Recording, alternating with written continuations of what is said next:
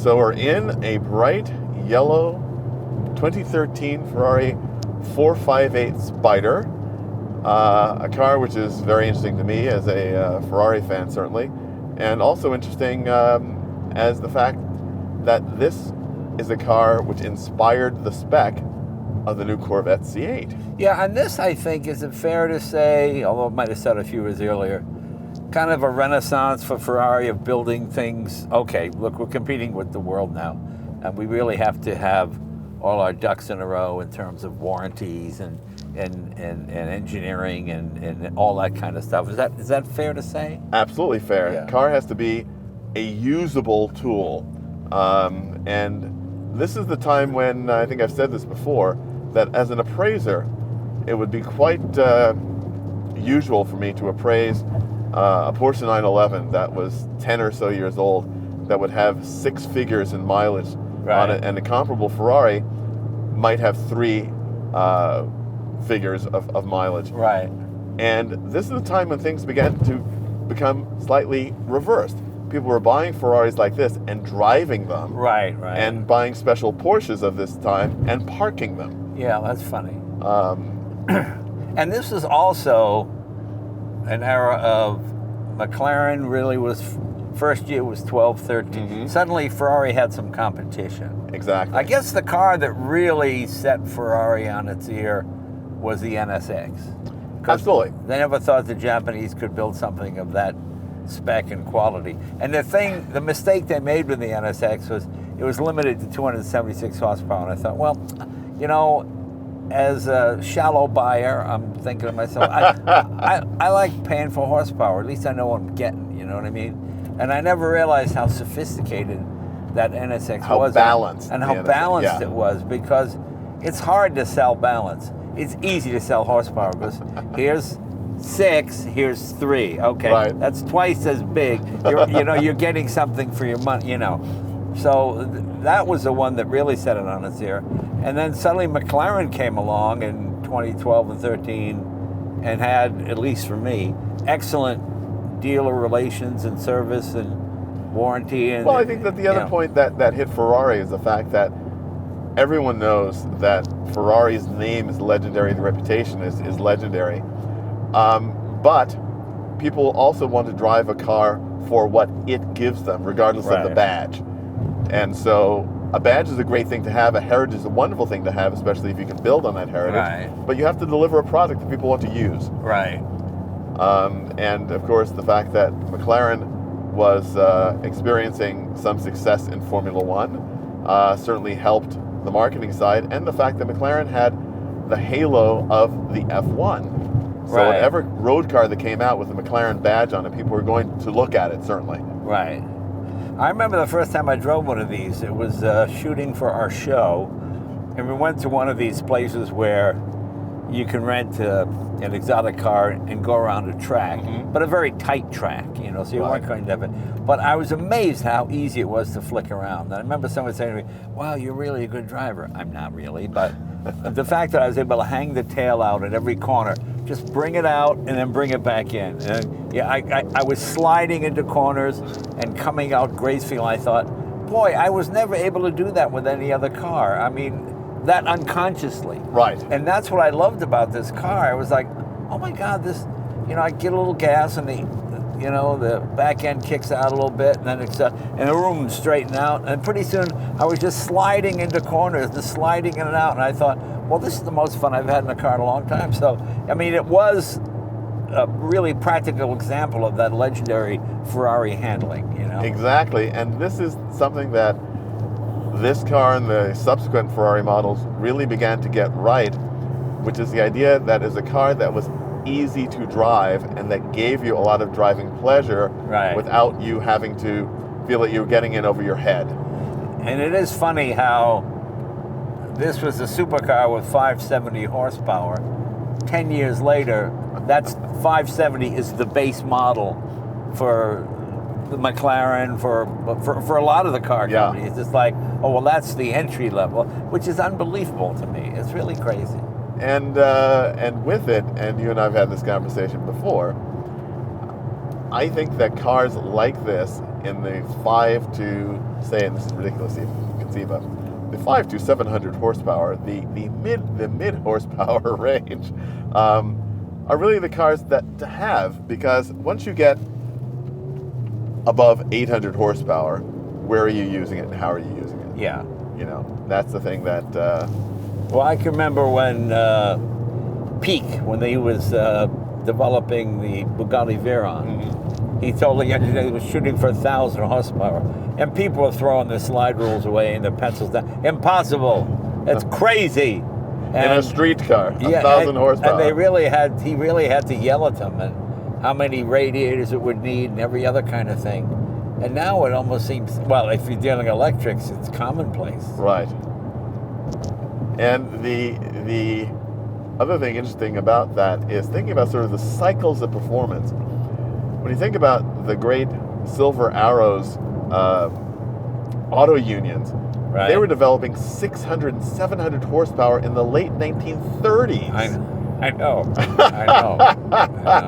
And that's before traction control, handling control, stability, disc brakes. Yeah, and tires somewhat wider than and they were those running of your on bicycle. The most exotic fuels that if you touched it with your finger, you would die of some kind of lead poisoning. Yeah, it's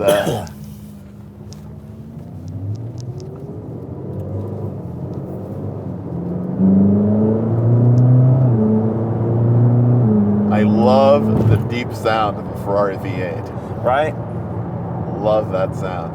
I mean, you know, we all love V8s because V8 is such I know, an but it's funny American that you thing, say but- that because you always grew up with the exoticness of the V12. Yeah. I remember David E. Davis said, every auto enthusiast should drive a V12 automobile at least once in their life. And I was like, will I ever get to do that, you know? And the first car I ever had was the Lamborghini Espada with the V12, and I thought, it really is, it's so turbine-like, it's so balanced, it's so smooth. It was very impressive.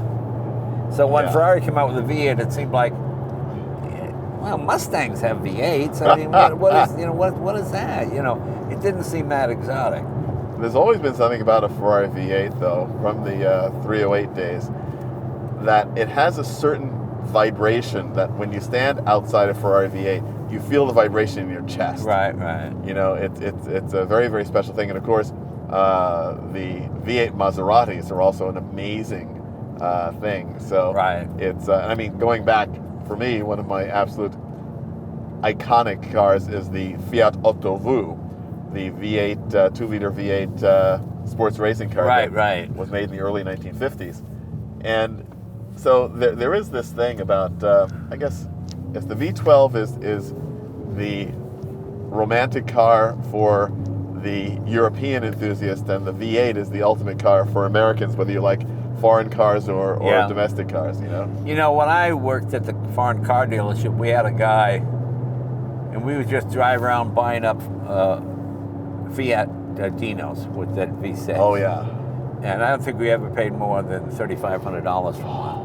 And that was a lot of money. And he bought 5, 6, 7, 8 of them. And I thought, this is the greatest car. This is a Ferrari Dino, but in a Fiat, and the engine where it's supposed to be in the front, and rear-wheel drive, and yet they weren't worth anything. Those People cars, just thought, I still love the Fiat Dino Coupe. I think it's just one of the most elegant and comfortable and beautiful cars. The Spiders are absolutely gorgeous. I mean, you put a Ferrari badge on a Fiat Dino Spider and no one would be the wiser. But it is very interesting that this car, the 458, was balanced enough and practical enough that General Motors would actually use it as a yardstick in developing the C8 Corvette. You wouldn't think that General Motors would be looking to Ferrari for ideas on chassis balance and dynamics. But I think it was also the goal for the Mustang too. In 2015, when the Mustang came out with the flat plane crank, they bragged it was 13 pounds lighter than the Ferrari motor, of which, quote, I think it was based. So it's always been a milestone that people would shoot for. Well, I guess that also this is sort of returning the favor of the fact that Ferrari was inspired in making his V12 engine by the great Packard Twin 6. So Right. I guess what started in America went to Italy, Right. came back to America. I know, yeah, it's funny, isn't it? This is a fun car to drive, and one of the things that I also like about it, get your feeling on this years after you first drove it, we talk a lot about the seats and how it's so important to have a comfortable seat in order to have a good experience Right. driving a car. And this car is wearing sport seats, which I think are the kind of sport seats that I also really like. Right. They hold you in place, but they're not strangling you. Right, they're not the buttock clutching, Yes. you know, yeah. You know, it's so funny, I have a Lancia Aurelia B20, and that has chairs, really comfortable chairs. You see, and you know, and they're okay. They're good. You sit there and go, that's really a comfortable seat. And you know, it's so much fun to drive. That wonderful big steering wheel and that great gear shift knob. I mean, I notice when I drive some of the Porsches I drive now are so hardcore, so track oriented. Yeah. That you know, the worst example was, and it was a car I loved, an Aston Martin with the Recaro racing bucket, and it ruined the whole driving because here you got this beautiful day. It's nice laid out. It's like a gentleman's lounge that goes fast. Right. You know, and yet you're in this. You're in the sitting on a torture bar chamber stool. seat. Yeah. It really was. It was really. I found it uncomfortable. But Well, maybe I'm an old guy, so that's probably a lot to do with it. Well, as you know, I think that a true racing seat, if you're going to be racing, Right.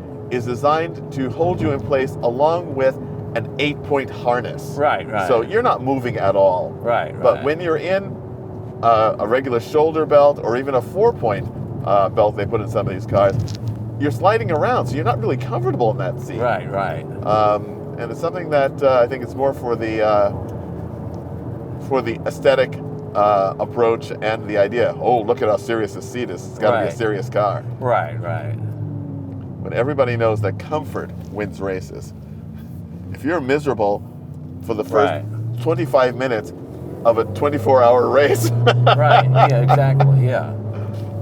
I'm impressed at how tight it is. yeah, I mean, this car is 10 years old, and if you told me this is a brand new Ferrari, I would believe you. exactly. And it's very interesting as well that the Ferrari design vocabulary, this car was one of the last designed in conjunction with Pininfarina before Ferrari took all their designs in-house. And it has very much that sort of Pininfarina Ferrari feel, Right. but so do the new ones. So they really sort of absorbed that, what I think is sort of the Pininfarina feeling. And the most amazing thing to me for an Italian car is this is a convertible. Yes. Yet I'm sitting there going, is this a convertible or is this? Because it is airtight, well, not airtight, but I mean watertight, a fit and finish. I mean, I can't put my finger in any of the panel gaps. I mean, I'm astounded. I would not know this was a Spider. Exactly. Which Well, is- it says Spider on the dashboard. Well, so yeah, that that's gives, what I gives mean. you a hint. Yeah, But yeah, I you're mean, absolutely it right. is amazing. Fit and finish is pretty impressive. I'll give you a turn behind the wheel and see See how if you she can goes. scare me like you usually do.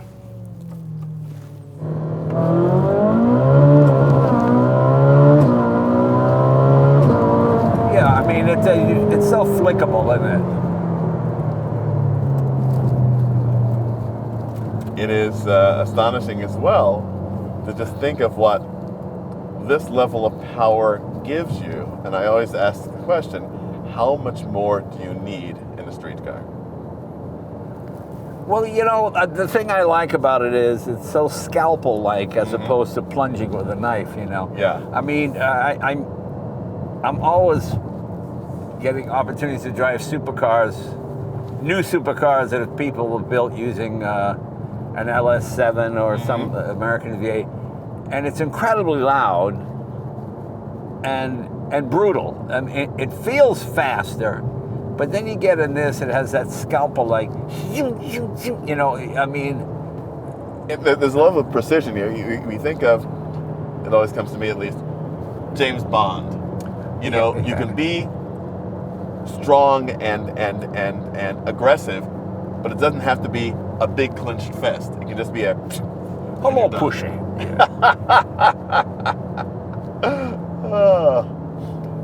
And it's to say that extreme performance is more affordable than ever before, I think is absolutely true. There's nothing remotely affordable about Ferraris and McLarens. No. But one thing about egalitarian America, you need performance. You get yourself a Hellcat. You can get a Mustang with just 800 horsepower, and just go out and go crazy. And you realize, at least in a straight line, you've got Ferrari performance or McLaren. And all those cars are informed by that. I remember, driving the Demon.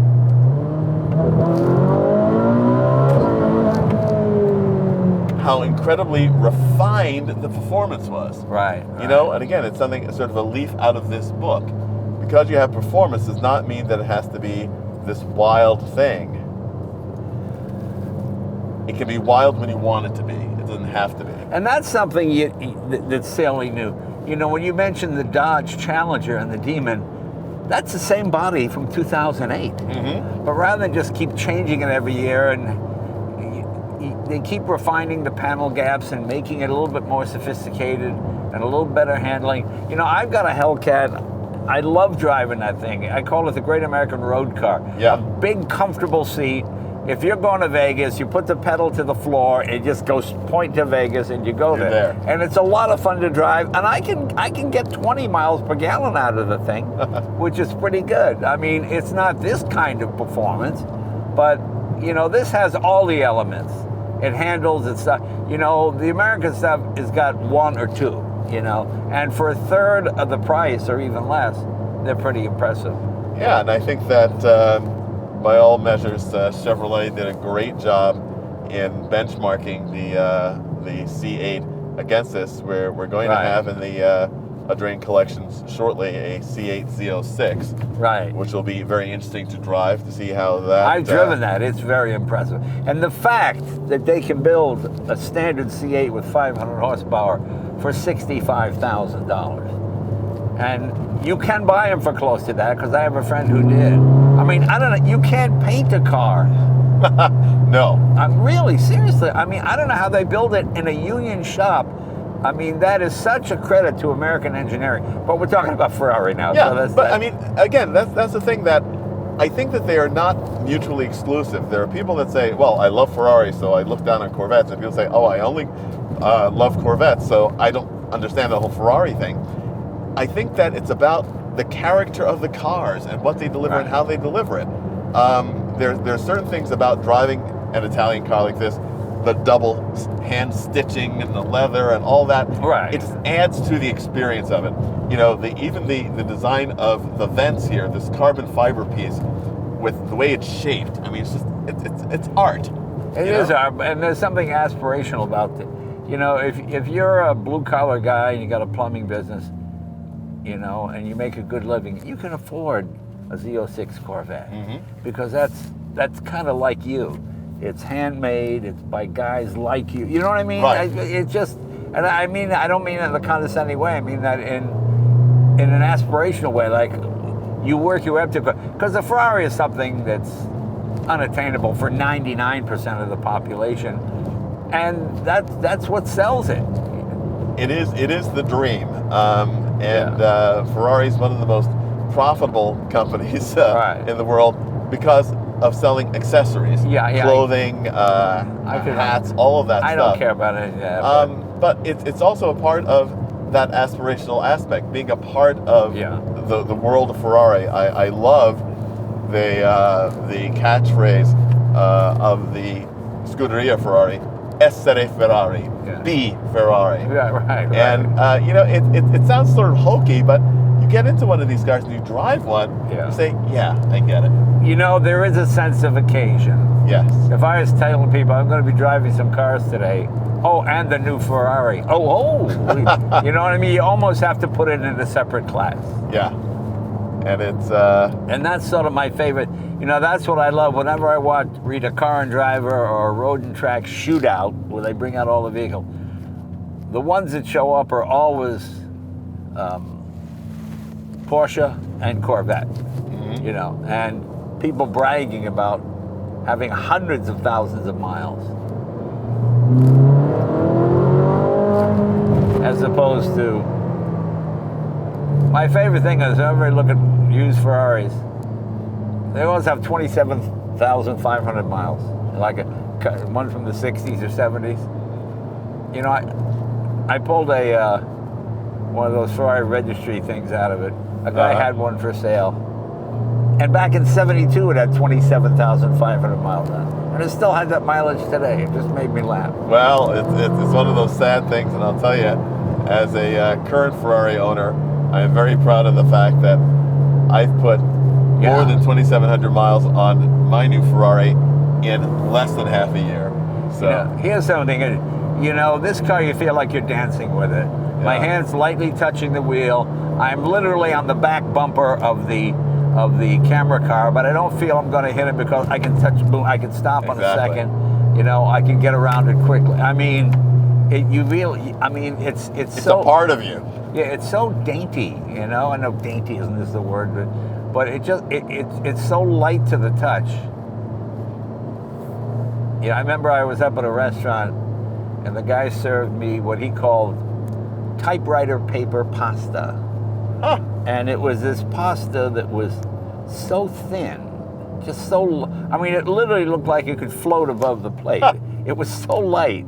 And that's what this reminds me of. This is like that paper thin pasta. It was so delicious because you put it, oh, look at that. It's here. Look at, hi. You all stay over there. It was so light and like fluffy, you know. And you got the red lights built in the steering wheel to tell you like when you're Formula One car. When you hit, yeah. Well, I think that there is no denying the reason why General Motors would have used this as a benchmark for the new C8, and even at 10 years old, this car still feels amazingly fresh. Yeah, it's very nice. And it's just great. a pleasure. And people think I don't have any Ferraris because I don't like them. I do like them. You know, my argument was always the way it used to be, you know, with the snobby dealer and get out of here, kid, and all that kind of stuff. So it has nothing to do with the automobiles, because when I drive something like this, I go, yeah, this is impressive. It's always a special day when you get to drive a Ferrari. Yeah, that's true.